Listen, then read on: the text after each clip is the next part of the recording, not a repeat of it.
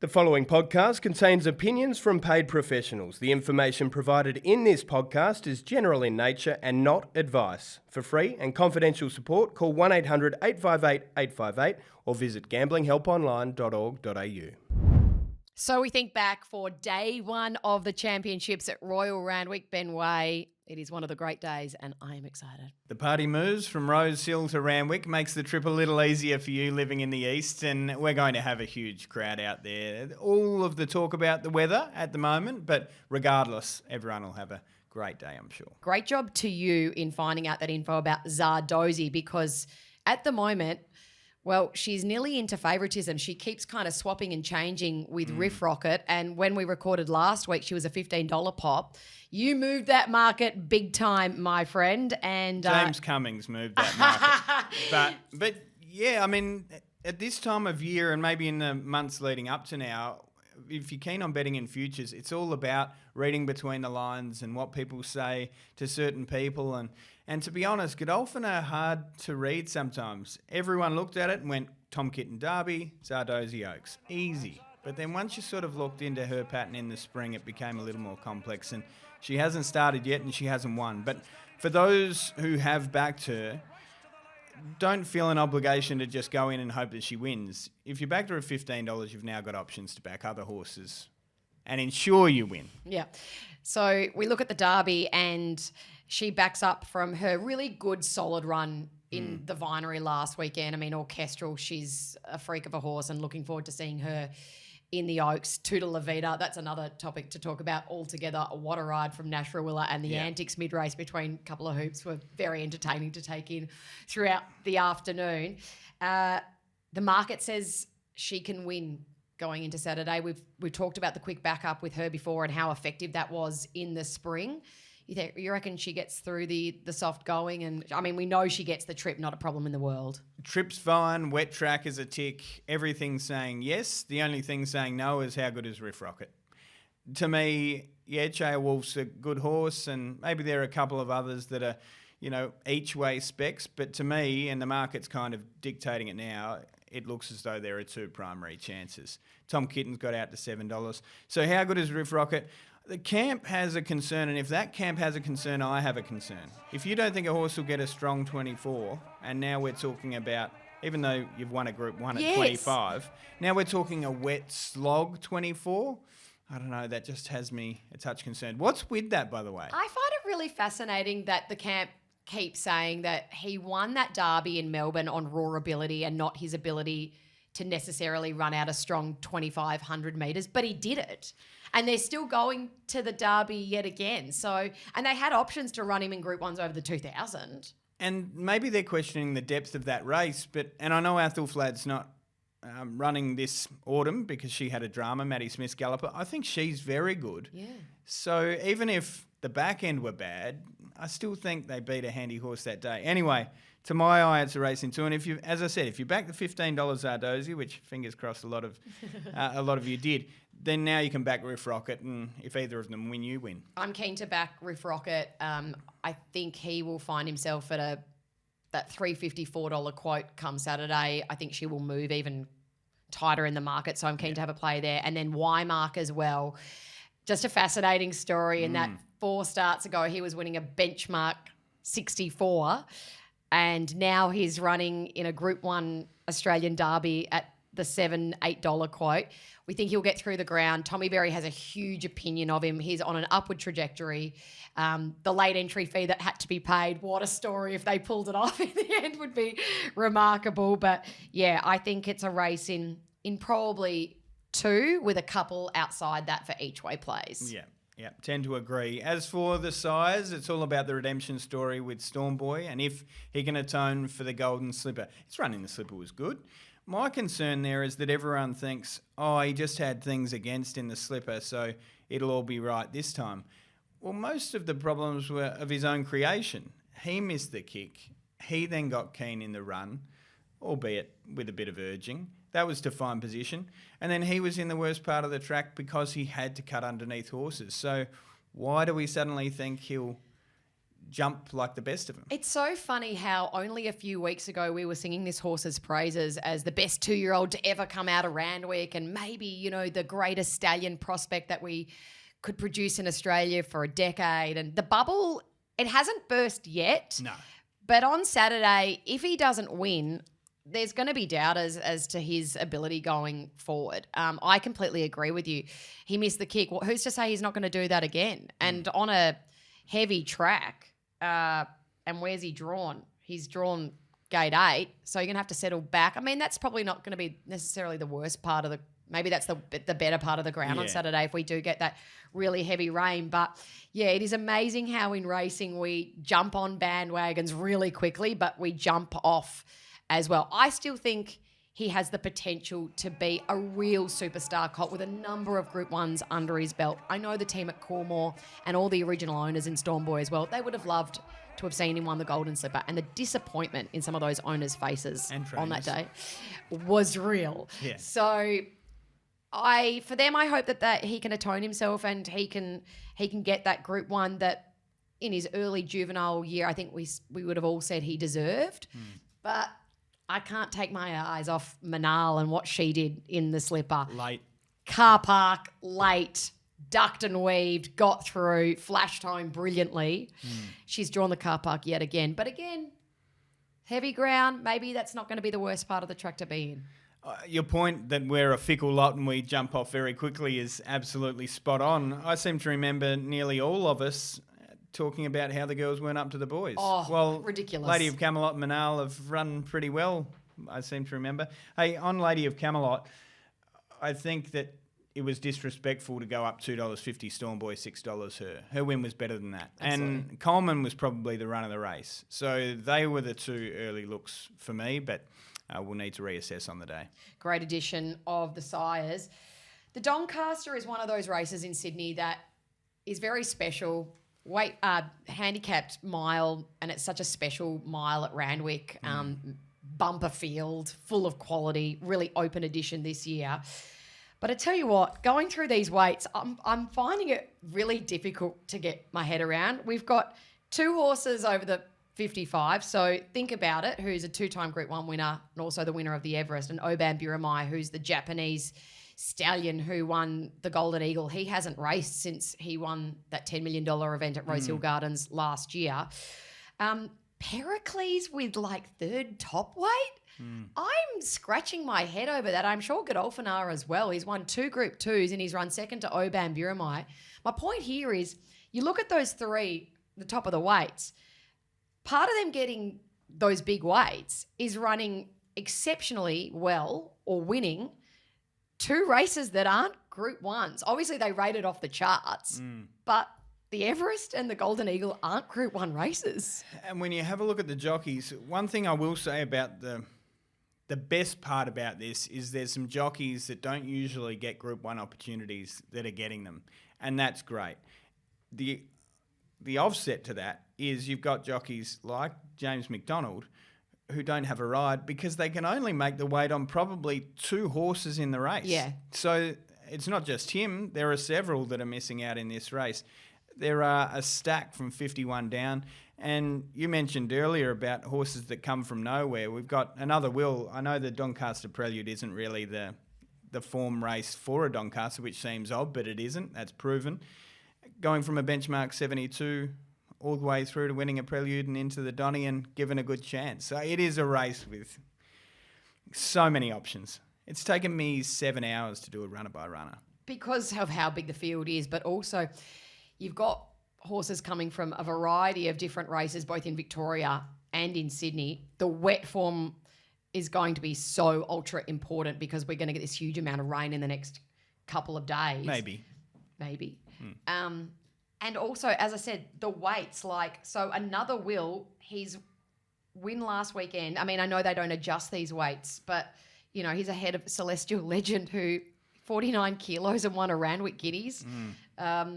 You've got horses like Berkshire Shadow who has had 1 Australian start and won a Group 3 in the UK, and he's further up in the weights. I'm not a handicapper and it'd be a hard job to do, but there's a few here that I'm scratching my head over. Yeah, and I'm sure the connections are too, but that's part of the intrigue of the Doncaster Yeah. is getting your horse in and handicapped to win. And Celestial Legend is undoubtedly in that category down there low in the weights. I thought a couple that were forgotten, $17 about Lady Laguna, who has a huge weight swing on most of her main rivals from lead-up races. $17 early was ridiculous. Lindemann could get to an obscene price. Yeah. Now, the wet track might throw things out and the wide gate throws things out. But bar the gate, I almost would have had him on top if we were on a good to soft track. Yeah. He was fantastic the start prior, and he was actually really good the start prior to that against Militarise and gets a lot of weight relief. So there are a couple at a price that I think you could look at. The other one I want to throw in at a price is Democracy Manifest. Loves the mile. Yep. Ran 5th in an Epsom, and that was on good ground. Once he gets on that heavy, sloggy ground, he grows a couple of legs. So True. I'm keen to have an each-way play on Democracy Manifest for Jay Ford in the saddle, but my bet will be with Militarise. He's class. He's 4th up. He hasn't run a bad race this preparation. He loves the wet ground. He loves the mile. Zach Purton looking for his 4th Doncaster. I mean, just makes sense to me. Speaking of making sense, we're both in the I Wish I Win camp in the TJ. Good wet track stats. Was probably the best sprinter outside Joe's champions. We saw that in the Everest, running second. So everything would say that the Moody Coleman trained Galloper's the horse to beat, even though it's not favourite. Amazing story how his preparation has all unfolded. So he had a bone chip removed from his knee after his last preparation. Of course, Luke Nolan had that track work fall and he's unable to make the weight to ride. So James McDonald to ride I Wish I Win. First up into a TJ, I just don't doubt Moody. I just don't doubt him. I mean, if this all pays off and he wins a second consecutive TJ with this horse who you see photos of him as a foal, he wasn't a pretty looking thing. No. Legs and limbs everywhere and plenty of issues. He's done a wonderful job. The real story for me, though, is Imperatrice. She has had a super stellar year. There is no doubt about that. But all throughout the spring of last year, the talk from Tiako was, we're not coming to Sydney, we're not coming to Sydney. And I think the undertone of that was she's just better in Melbourne. She's a better Melbourne horse on that leg. But this time around they haven't shirked the task of the TJ or coming to Sydney. Maybe they've put a bit more work in her at home for the Sydney way of going. I also am not sure about her on a complete bog track, if that's what we get. And while she's won a couple of Group 1s this preparation, I don't want to doubt a superstar, and that's what she is. She will be crowned Horse of the Year in my eyes. Is she going as well as she was last spring? No. Couple of lengths off. And you need to factor in too, this will run more like a 1,400 metres, I would imagine. 100%. And that's what I Wish I Win really is. And that's why I'm in that camp. And Johnny Rocker may have lots of upside, but that just does not read as well to me. I don't want to be seen as, based in Sydney and knocking the Melbourne form. As I agree with you, she's a champion, but I think she's a couple of lengths off where she was in the spring for sure. So I Wish I Win? Yep. All right. It's been a familiar theme, the wet track. Oh my gosh, we've been saying for the last couple of weeks, this is too good to be true. This beautiful sunshine, good for tracks. It's been marvellous, but we get to that first week in April each and every year and something up there happens and we get this deluge before day one of the championships. It's almost inevitable. That's what you've got to be looking out for, punters, on the weekend if we do get that rain, is just that heavy track form. But Marzu time. It's Marzu time. Who's your favourite wet trackers of all time? So I've got a top 5, but this isn't top 5. If they were to have a match race, it'd be super weird because they're all they're different distances, different eras. If you're talking about the best horse I've ever seen on a wet track, it's probably Winx. But she doesn't feature in my top 5 because this is, when I think of wet trackers, who do I think of? So she was the great all-rounder, you're saying, Well, not a purist I think wet she went tracker. to a new level on heavy. But anyway, Strawberry Road was another one who does. So these are special mentions. Strawberry Hang on, Road. it's a top 5 with special Yeah, mentions. it is. Strawberry Road won 9 of 15 on heavy, including an AJC Derby on a heavy 10. So you probably have to go in there. And Subby. Yeah, we loved Subby. We love Subby. We love a grey in the wet as well. So anyway, there are a few greys that feature in this list. It's weird though, isn't it? Of all of the lists, this is my favourite list to do. Before I do the list, I'll build the hype. If if you think what is the heaviest track you've ever seen and a horse win, does one spring to mind? Not straight off the top of my I seem head. to remember Pompey Ruler winning a good race on like a stupidly heavy track on an Anzac Day. But anyway, the one that came to my mind was True Crime. Remember that day where we got washed out after, I think, one race? Yes. And True Crime went around Yeah. favourite and breaststroked. And then halfway down the straight, rolled on the back because it was that bad. Anyway, that was it doesn't feature on my list either. Oh my God, here we go. So at number 5, do we have a drum roll? At number 5, Sunline. So Genuine Freak, 22 of 48 career starts on wet. She won 4 of 5 on heavy. A Furious Stakes, Cox Plate Romp was on soft at number 5. So God, she gets in at number Yeah, 5. she's- Who's going to be number well, 1? she's better than every horse in front of her. But this is Your mind- my top 5 Okay. when I think of I wet won't trackers. criticise. Who comes to mind? Number 4, Yeah. Mick Bell and Jungle Edge. Yep. So won the Star Kingdom BRC Sprint on heavy, 3-time Group 1 place getter on heavy, 28 runs on good, not one win. Yeah. So that's the other part about a heavy. So your criteria is on Yeah. the good, can't be doing anything. Yeah, all 18 wins on rain affected. Yeah. Heavy starts, 19 runs, 8 wins, 6 minors. Yep, that's fair. Could not run a yard on top of the ground. Okay, Shelby 66. Wow. What a story that was. So Morris McCartan, Group 1 Galaxy in 2022, 24 starts on soft, 10 wins. Has to be in there. Shelby at number 3. Wow. Number 2, going back a little way, but not that far back, or maybe I'm just old now. Red Tracer. Yeah. Well, she's had many a foal now. She was pretty much unbeatable on heavy. So 5 from 6, won the Group 2 Dane Ripper, Group 3 Millie Fox on heavy, Tats Tiara on a soft 7. Red Tracer was a proper swimmer. And the number 1 wet tracker in Benway's top 5, plus a couple more wet trackers of all time is... A horse that wouldn't beat any of them. Jungle Ruler and the Gouch. So when I think wet tracker, I straight away go to Jungle Ruler, which maybe talks about where I grew up, but it also, I guess, is a throwback to when I was maybe peak fandom as well.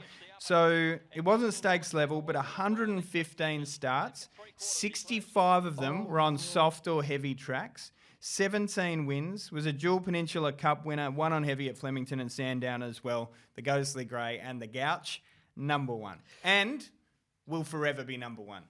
Please Ask me again in 40 years, still number 1. Please provide your own feedback as to that list. Well done. A lot of research and personal effort went into that People list. will feel passionately about them because for some weird reason we just love horses that only come into it on the wet, I think. It must annoy some trainers, though. Oh, yeah. Oh, yeah. Well, imagine everyone that was getting knocked around by Jungle Edge a couple You'd of be seasons like, what's ago. going on here? Or even, even Shelby. Oh, yeah, poor Shelby. Righto. This week also marks the 10th anniversary of the passing of Nathan Berry, and we both caught up with Tommy Berry this week. And it was a great initiative in the first year of his passing. Only a couple of weeks later, that the ATC instigated the Nathan Berry Medal for the jockey who accumulates the most points over the Group 1s throughout the 2 days of the championships. And it's a medal that... In the country and provincial. Yeah, and it's a medal and an award that jockeys want to win because Nathan was held in such high regard for everybody, and so is Tommy. You know, a great racing family, and he is sorely missed. Tommy won it in the first year. With That James? day 2 that he had in only 2 weeks after Nathan's passing, where he won 2 Group 1s and a Group 2. Just crazy stuff. A Queen Elizabeth on Diamond Drill, a Sydney Cup on the offer, and a Sapphire Stakes win for Gay as well. How he was able to do that on that day, I don't think any of us will ever be able to grasp. He doesn't even know how he did it. So, yeah, we reflect on Nathan's passing from 10 years ago, but I'd really love to see Tommy win it this year. 10 years on, it would be so poetic. Yeah, I mean, he said, and I'm sure, I can't wait to see your chat with him. When we were talking, it was funny. He mentioned the fact that he was so glad he won at year 1 because the pressure by now would just be ridiculous. charts, And there yeah. were some years where he didn't even have a chance. Like Huey's book was just ridiculous. James has had a couple of years where, you know, he takes a world of beating and they shared at year 1. So, yeah, it would obviously mean a lot. We might give a little bit of a sneak peek, actually, to a walk and talk with Tommy. And it's a really sad story, but it's also like an amazing story about his reflections on Nathan, how sometimes in the saddle he just feels as though Nathan is around. And you talk about doing it tough, riding a few weeks afterwards. Well, imagine heading back to Singapore to ride in a Singapore Cup. The last time he was there was essentially to pick up his brother and take him home. So let's have a sneak peek on that, and we'll discuss it off the back. It was a tough day because I remember saying yes to it. I got there and they put me in a hotel that I'd stayed at while Nathan was crook. And I remember calling, Would have been brutal. it was, I called Mr. Teo from China Horse Club. I was riding for him there and I said, I can't stay here. I just can't. So I sat out the front, down the street, and he picked me up and took me to a different hotel. We got there on the day of the races, and Military Attack was short price favourite for John Moore, and I was on Dan Excel. And we were in the barriers and it was like time had just frozen. I was sitting there and this white butterfly was flying around in front of come through the front of the gates, did a few laps and then just took off. And I remember I said, I'm gonna win this. And I just rode it, followed Military Attack, come off of his back, and the rest was history. It was an amazing moment, but I'd be lying if I didn't say I'd got on the first plane and got straight out of there. I didn't want to be there one bit, but it was just one of them moments in life where you're like, he was there, I could feel it, and it was meant to be.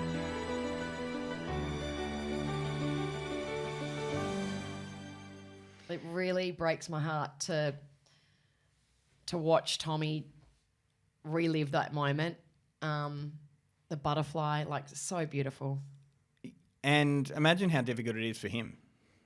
You know, so we put that together, and I was kind of keen to get Tom's thoughts on it. And he was really, he was lovely afterwards. Like, we covered some topics that I haven't covered with people ever, let alone on camera, talking about grief and all those sorts of things, and how you handle it and the impact it has on people. And he was so brutally honest. But when I sort of intimated, I wonder whether he'd watched it, and he said, I'll probably never watch it, because he just can't. And in terms of regular reminders, it's not just Nathan Berry Medal, the time of year, the 10-year anniversary, Magic Millions, when he thinks about unencumbered. Every time he looks in the mirror, he gets a reminder. So just think about that. Hey, It's well not done to like you, normal though. grief. It's a beautiful chat. And Tommy was so open and honest with you, and that's the kind of character he is. He loves talking about his brother because he was his best mate. So I'm no doubt that Nathan will be with him over the days of the championships, and I do hope that T. Berry can get it done. That'll be on Play Central and STC. And I recommend people watch it, because I think your perception of people in general will change, but especially of Tommy. You'll start to understand him a little bit better.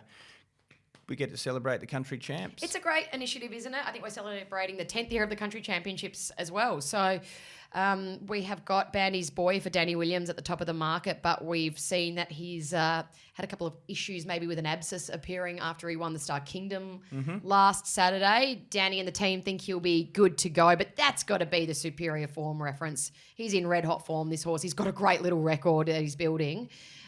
Is he your on-top selection, or have you looked elsewhere? I want to look elsewhere. I think he's very much the horse to beat, but you got to look at price as well. Last year, I was so keen on Bianco Villano, stupidly keen, and then the rain and the barrier cruelled its chances. This year, going even better, won the Albury qualifier, and I was like, perfect redemption time. Heavy track, potentially, and a terrible barrier. I'm like, what is happening here? Now, that's me. Imagine the connections. Anyway, I think that will still be my go. If you have a look in the form guide and just look on paper at his form on good, soft, heavy, you'll say heavy puts him out. But watch the run back from last year. Hit the line really well. If they get luck from the gate, I think they can win. I am so excited for Same. Saturday. 4 Group 1s, quality all throughout this card. Headlined by the Doncaster, the Derby, the Sires, and the TJ. Question without notice, who's going to have a fill-up on Saturday? Trainer, jockey, connections, who will be the story come Sunday, do you think? There's a fellow who works for Sky called Ben Way, who is going to have one of the all-time days on the punt. Mark that down. Oh, a bit of self-promotion. Good luck to you, young man. Thank you, you hope too. you're here next week after filling up your pockets. So we think returns for day 2 of the championships next week. What's gambling really costing you? For free and confidential support, call the number on the screen or visit the website.